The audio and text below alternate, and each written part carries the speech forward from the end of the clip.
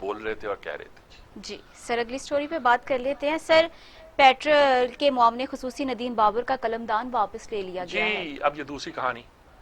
अभी आप शुगर की बात करते हैं, अभी आप पेट्रोलियम करते हैं। पिछला एक महीना शहर में पेट्रोल नहीं था, मुल्क में पेट्रोल नहीं था, पेट्रोल पंप बंद थे। ये कभी हुआ नहीं इस मुल्क। इन्होंने पेट्रोल सस्ता किया, पेट्रोल सस्ता किया, नतीजे के तौर पर पेट्रोल नापैद हो गया, लोगों को मिलता नहीं था। कभी नहीं हुआ ज्यादा से ज्यादा चंद घंटे के लिए पेट्रोल नापैद हो सकता है, या ज्यादा से ज्यादा एक दिन के लिए हो सकता है।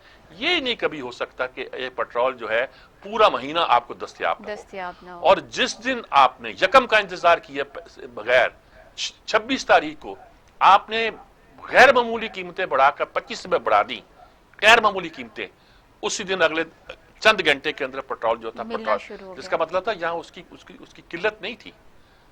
देखिए, नदीम बाबर जो हैं, इनको ये भी कहा जाता है कि शहबाज शरीफ के पास भी इन्होंने काम किया, कुछ इनके और बैकग्राउंड वो नहीं कहता, लेकिन ये नालायकी तो उनकी है ना जी। आपने फैसला नहीं किया, आपने पेट्रोलियम के बारे में आपने पेट्रोलियम को रोक दिया, और रिजल्ट ये हुआ कि जब पेट्रोल की कीमतें नायाब ये हो गई पेट्रोल मुल्क में, उस वक्त फायदा किसने उठाया होगा? 150 रुपए का पेट्रोल मिलता था हाई ऑक्टेन कहकर, वो पेट्रोल यही होता था जी। वो पेट्रोल अब शहर में आम है, तो जाहिर है कि इमरान खान ने ठीक किया, उनसे उनका कलमदान वापस लिया। अभी ये नहीं बताया कि उनको फारग कर दिया गया। कलमदान वापस लेने का मतलब ये है कि वो अब पेट्रोलियम के मेहमान खुसूसी नहीं रहे, किसी और चीज के बना दिए जाएंगे। वो सारी रियायतें वो जो कुछ होती हैं उनको वो बार बार वजारतों की तब्दीली से हुकूमत अपना हदफ पूरा कर लेगी। तब्दीली क्या होती? कुछ ही तब्दीली नहीं है। आप एक आदमी को लेते हैं, उसको एक ऊंचा ओहदा दे देते हैं, काम तो ब्यूरोक्रेसी चला रही है। कौन पूछता है इन एडवाइजर को? कौन पूछता इनको? ये तो सब चंद मुफादात के तहफ़्फ़ुज़ के लिए बैठे और कुछ नहीं करते। और ये जो है, ये इमरान को सिर्फ अपनी टीम को, अपने लोगों, आपने निकाल दिया, उसको सजा दे दी, उसको जो भी समझे आप कर दिया। पहले सजा नहीं ये है, अगर आपने निकाल दिया तो आम आदमी को क्या फायदा हुआ जिसको एक महीने पेट्रोल नहीं मिला? एक नाहल नलायक आदमी और एक नलायक सिस्टम ने, ओगरा हो या पेट्रोलियम की मिनिस्ट्री हो या सब लोग हो, मिलकर एक महीना लोगों को तंग किया। आप इसको मामूली बात समझते हैं? पेट्रोल तो हमारी सिक्योरिटी की चीज है जी। अगर पेट्रोल सचमुच नायाब था तो हमारी सिक्योरिटी एट स्टेक थी। इस मुल्क की सिक्योरिटी के लिए, तहफ़्फ़ुज़ के लिए, दफा के लिए जरूरी है कि हम एक खास हद तक पेट्रोल का जखीरा रखें। इन्होंने 3 हफ्ते रखे हुए हैं, एक जमाने में 2 हफ्ते होते थे।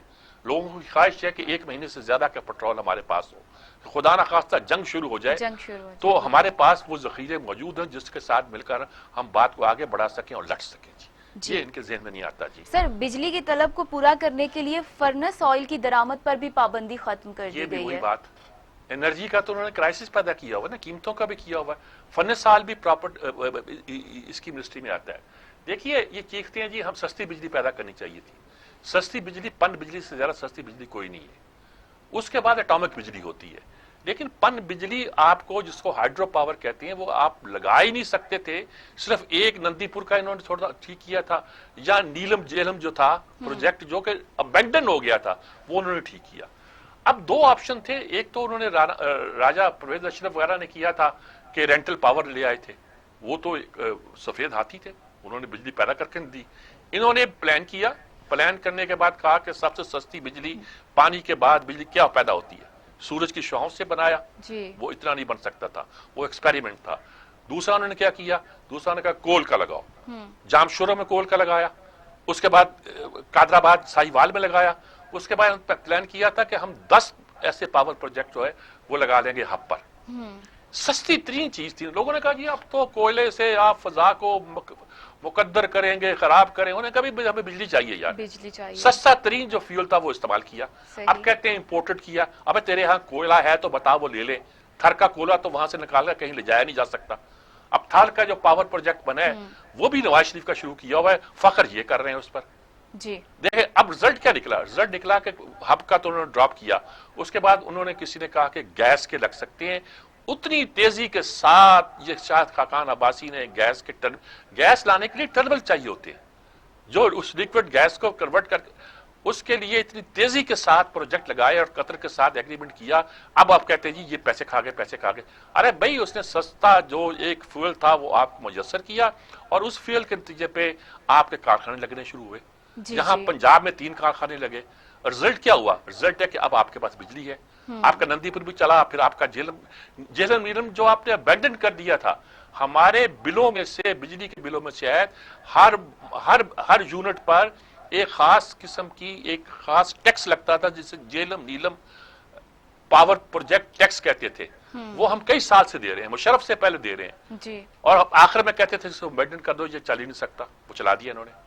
अब आप अगर आप पावर स्टेशन नहीं लगा सकते तो ये आपकी गलती होगी। महमद का है, बादशाह का है, और कल परसों कोई इफ्ताह भी किया किसी का, अब आप लगा सकते हैं, अब आपके पास पावर है। काबू वो नहीं आ रही।